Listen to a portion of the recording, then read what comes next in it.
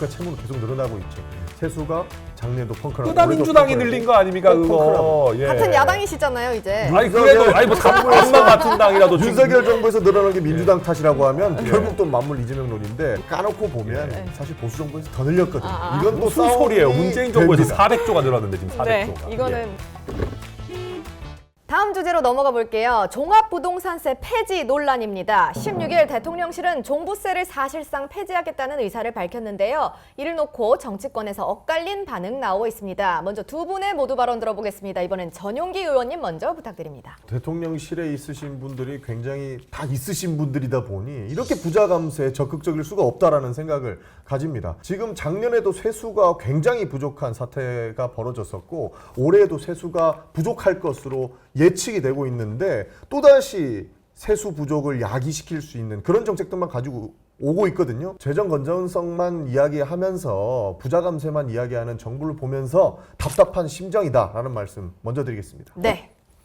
저는 지금 당장 그런 느낌이에요. 그러니까 선대안 후 폐지를 해야 된다. 우리가 종부세가 윤석열 정부 들어오면서 많이 완화가 됐어요. 그러니까 많이 줄어들었어요. 원래 그 문재인 정부 후반부에 막 부동산 막 폭발할 때는 거의 128만 명이 내고 세수 규모도 지금보다 많았습니다. 근데 이제 윤석열 정부 들어오면서 기준도 높이고 이렇게 하다 보니까 1가구 1주택은 이제 공시지가 기준 12억이 넘어야 되고 막 여러 기준들이 있고 대상자가 지금 128만 명에서 49만 명 정도까지 떨어졌습니다. 현실적으로 지금 많이 줄이고 있는 추세이기 때문에 이 상황에서 대안 없이 갑자기 폐지한다? 저는 지방에서 받는 교부세 문제라든지 아니면 똘똘한 한 채가 과하게 또 각광받는 문제 이런 부분들 좀 부작용이 더 클 수 있지 않나 좀 신중하게 봐야 된다 그런 의견입니다. 네, 자 그러면은 이제부터 논란의 종부세 폐지를 둘러싼 핵심 쟁점을 하나씩 살펴볼 텐데요. 이거 먼저 좀 궁금하더라고요. 도대체 왜 지금 시점에 이걸 발표한 걸까요? 세금 낼 시점이 돌아오기 때문에 그런 건 아닐까요? 있는 분들께서.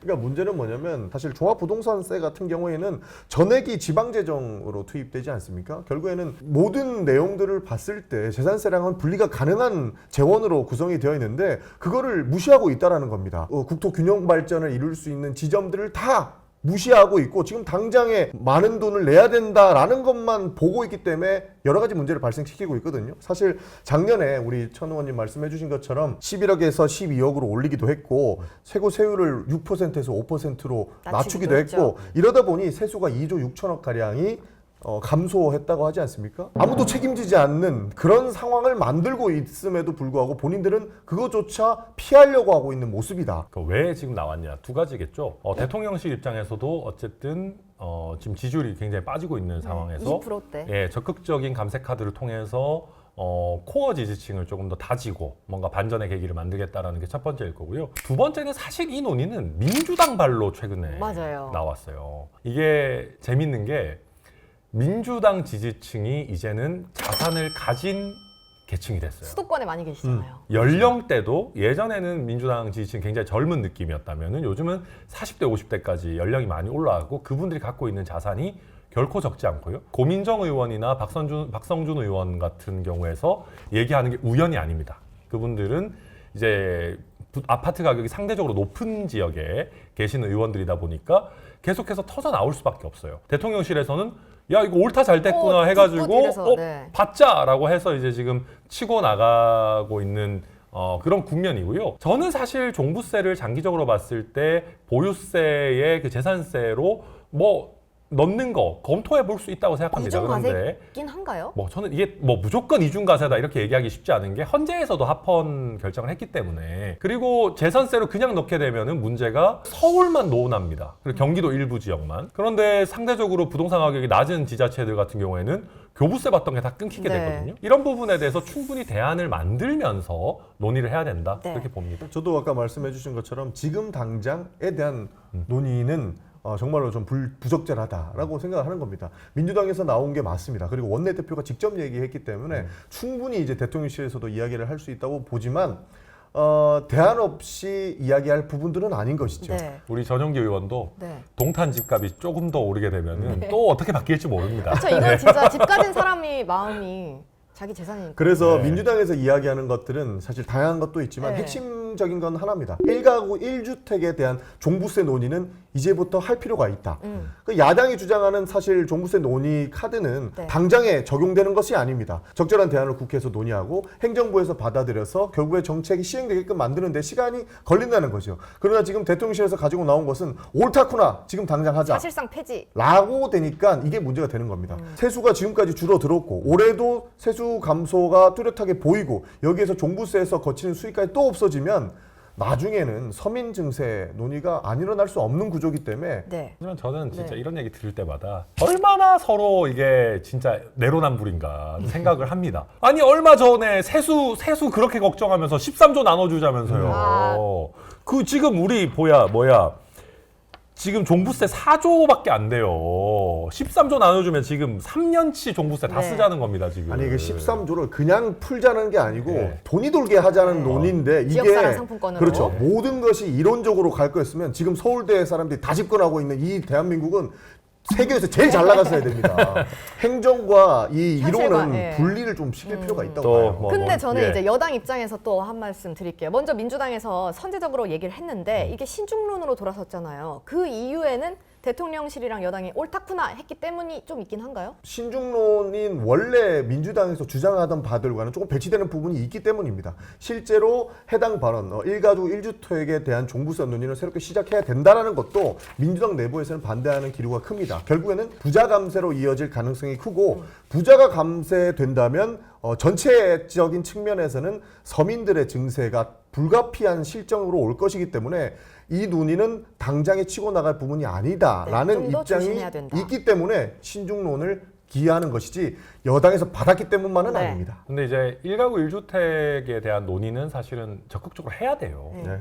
이게 진짜로 그 내가 집 한 채 갖고 있는데 집값 오른 게 내 마음대로 되는 것도 아니고 대외적인 여건 때문에 집값이 엄청 올랐는데 세금 이만큼 내라라고 집 하면 깔고 이제 노인분들은 그렇죠. 그냥 집 한 채 맞아요. 있는 분들이 예, 계시잖아요. 그런 분은 뭐 은퇴하고 예. 특별한 소득도 없는데 이거 뭐 이게 대출 올랐다고. 받아가지고 예. 지금 세금 내라는 거냐 충분히 이해가 되는 지점이긴 한데 근데 조금 조심해야 되는 게 지금 이 논의가 나오면서 또 부동산 시장이 지금 꿈틀꿈틀 하고 있거든요. 뭐 강남, 강남 3구나 용산. 마용성을 중심으로 해서 야 이러면은 또 지금 이 정도 논의가 나오면 12억으로 되어 있는 이 기준이 앞으로 좀 더 올라가겠다. 그러면 마용성은 투자 가치가 더 높아지는 거 아니냐. 벌써 이런 얘기들이 나오고 있어요. 지금 그래서 조금 시기 조절 같은 부분들은 네. 저는 필요하다 그렇게 봅니다. 자, 그럼 두 번째 쟁점 이어서 여쭤볼게요. 과연 종부세가 부동산 시장 안정에 영향을 미쳤나? 입니다. 그러니까 2005년에 도입한 이후에 정권에 따라서 굉장히 많이 바뀌었어요, 종부세가. 그래서 사실 예측 가능성이 없는 조세라는 비판이 있는데 예측 가능성이 없는 조세는 부동산 시장 안정에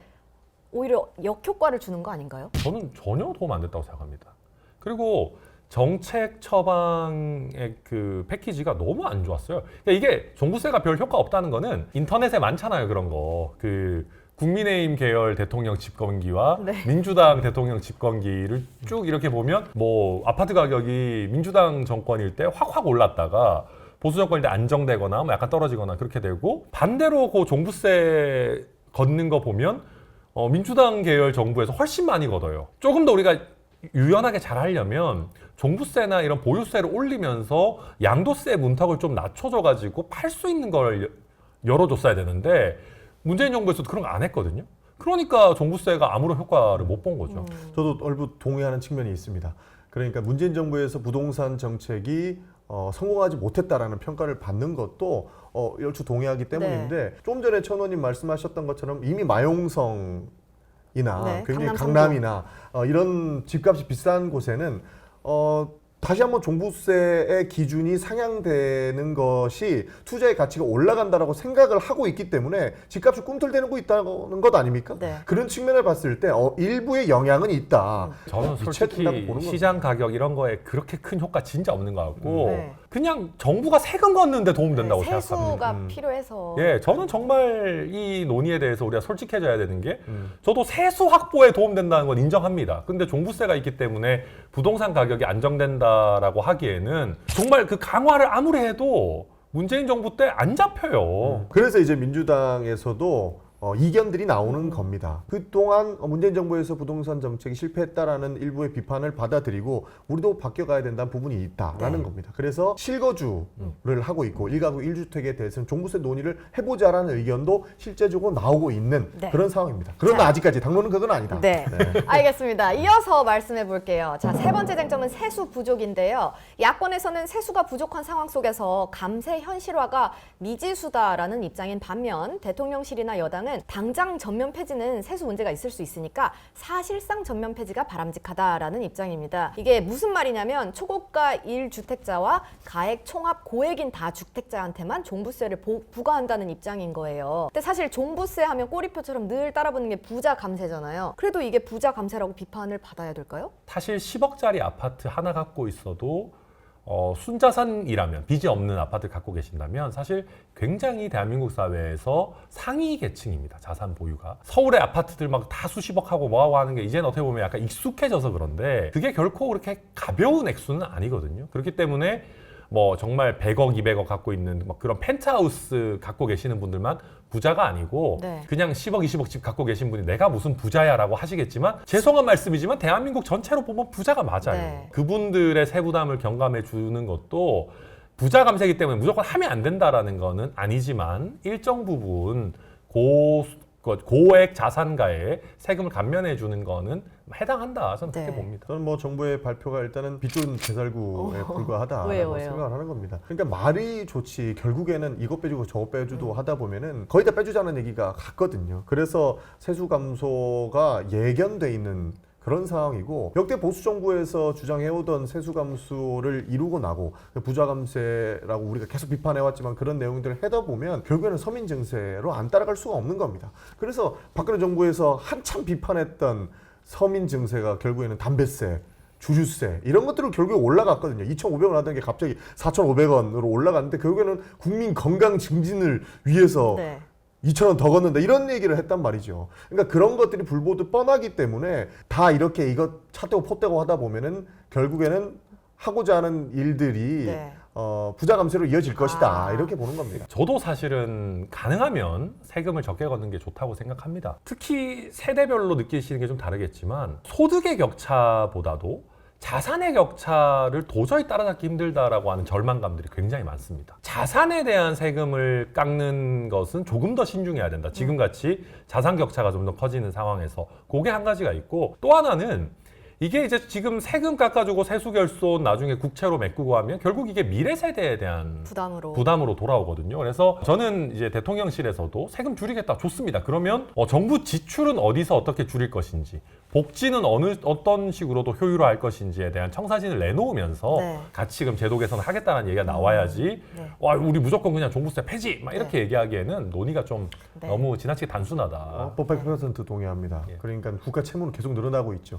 세수가 작년에도 펑크나고 그다 민주당이 늘린 거 아닙니까 그거. 같은 야당이시잖아요 이제. 아니 그래도 뭐 당만 같은 당이라도 윤석열 정부에서 늘어난 게 민주당 탓이라고 하면 결국 또 만물 이재명론인데 어쨌든 그런 걸 떠나서 실제로 세수 감소를 했기 때문에 부자 감세를 했기 때문에 세수가 굉장히 많이 부족한 것이 작년이었고 올해도 세수 감소가 굉장히 많이 일어나는 상황인데 채무에 대해서 그런 대책들은 내놓지 않고 또다시 그 자산에 대한 감세를 하겠다고 하니 민주당에서는 부자 감세 이야기를 안 할 수가 없는 겁니다. 자, 이거는 하지만 저희는 뭐 민주당이랑은 다릅니다. 예, 뭐 국가 채무 폭증시킨 민주당이랑 저희는 다르다. 그게 더 까놓고 보면 사실 보수 정부에서 더 늘렸거든요. 이건 또 무슨 소리예요? 문재인 정부에서 400조가 늘었는데 지금 400조가. 이거는 제가 판단할 문제는 아닌 것 같습니다. 자, 벌써 마지막 순서인데요. 종부세는 과연 어떻게 하는 게 좋을까요? 마지막 한 말씀씩 부탁드립니다. 이건 의원님 먼저 부탁드릴게요. 지지층 결집을 위한 부자 감세는 또 다른 부작용을 낳을 수 있습니다.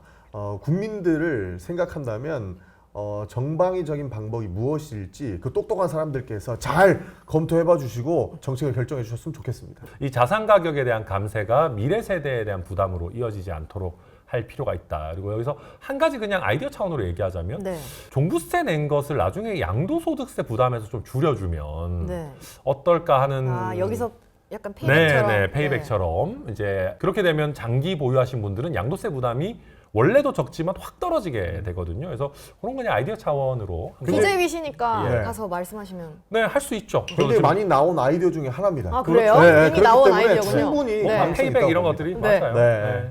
근데 기재위원 된 지 얼마 안 됐어요. 아직 제가 회의도 안 열었다면서요? 아직 회의도 안 열었어요. 그래서 제가 이 기재위원이니까 경제 잘하는 거 아니냐 이런 얘기를 이제 간혹가다 하시는 분들이 네. 있는데 뭐 네. 앞으로 경제 시간이 전문가로 있어요. 거듭날 수 있도록 열심히 해보겠습니다. 알겠습니다. 응원하겠습니다. 오늘도 두 분의 열띤 토론을 들을 수 있어서 좋았습니다. 자, 구독자 여러분들은 종부세 폐지에 대해서 어떻게 생각하시나요? 여러분들의 의견을 댓글로 많이 알려주시고요. 구독과 좋아요도 잊지 말아주세요. 저희는 다음 시간에 또 재밌는 이슈를 가지고 찾아보도록 하겠습니다. 두 분 오늘 함께 해주셔서 고맙습니다. 네, 감사합니다. 감사합니다.